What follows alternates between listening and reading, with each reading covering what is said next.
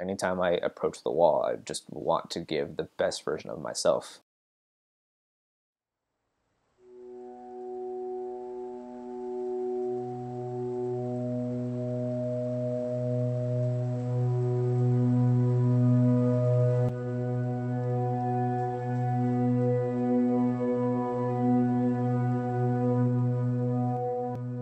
Personally, there's something really appealing in that try really hard and get shut down and then come back to it again, maybe get shut down again, and then repeatedly wanting to be able to come back to something and to be able to accomplish it. That aspect of physicality, I think, is what makes it interesting, because it is a very physical goal, but there's so many aspects you can play. How do you mentally train to become physically stronger?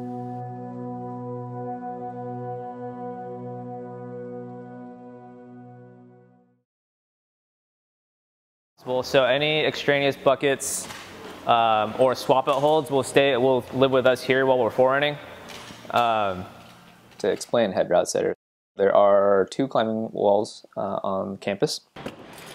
I'm namely responsible for running the crew that takes all the holds off of the wall, washing everything and then putting everything back up, climbing everything, making sure everything works, and then making sure everything's as accessible as we can get it to as many people as possible.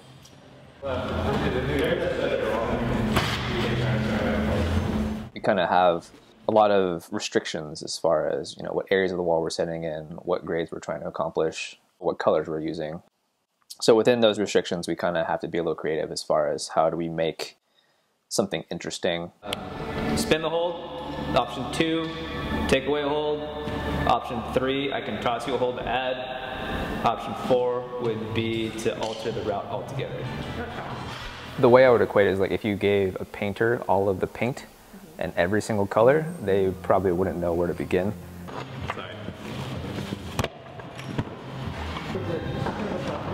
How can you creatively force someone to move a specific way by putting this in a specific spot in a specific orientation?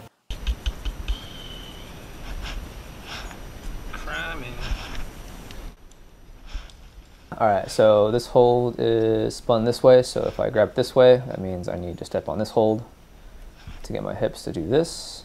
That's kind of far. That's another big move, so just hit my feet, right hand, left hand,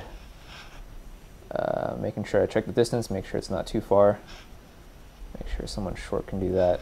Alright, so this hold's turned pretty specifically, and this foot's really high with a really big move. So I'm going to try that first, and if that's not going to work, then we're going to do... No, we're going to do what I don't want to do. Alright, so right hand, left hand, make sure that distance isn't too big. And I got one more foot option for a short person. Thinking about what we want to change. What's the easiest thing to do? That's probably... Well, first we just need to check. Make sure it's something reasonable. Yeah, that is a really big move. Okay.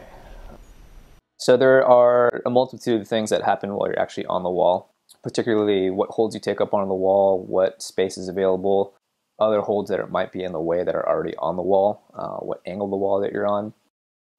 So you kind of have to think on the fly a little bit and kind of compromise. So you might have an idea when you're on the floor and think, oh, this would be cool in this section of the wall, or these holds would look really cool together. But sometimes that doesn't happen. When I'm actually on the wall putting a hold onto the wall, if this is reasonable, and if it's not reasonable, how do I fix that to make it reasonable and kind of make some kind of compromise between what my original idea was versus something that is going to work.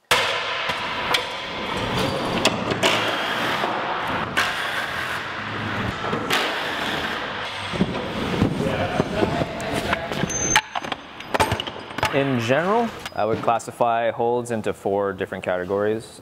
We'd have a jug, which is generally a bigger hold, one that you can have a lot of surface area to kind of wrap your fingers around. Another one would be the pinch, really simple, using your thumb to pull yourself into the wall.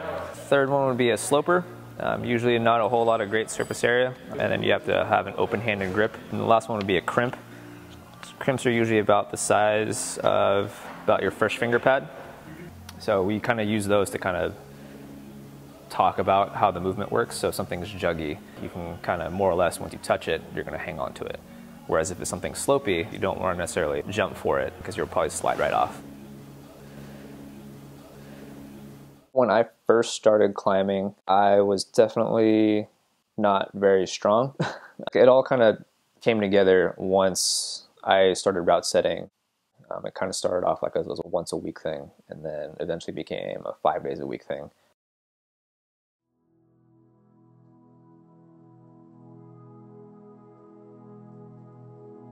You keep coming back to climbing because it's constantly a challenge.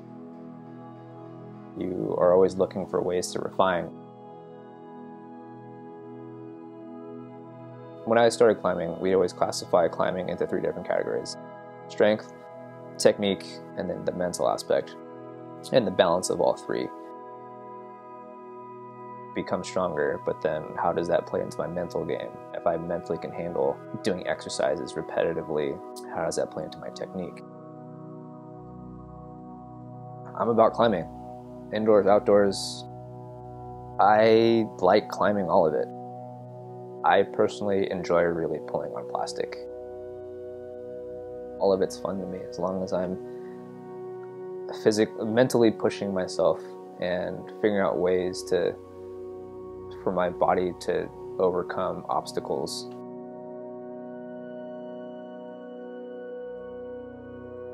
What is out of my range that I can't do? And that's kind of the time where I find myself almost enjoying it the most. To beat yourself up a little bit and go through the trenches and kind of see what you need to work on, I think is one of the keys to climbing. Acknowledge what your weaknesses are, and then how do you strengthen those so that they can become strengths.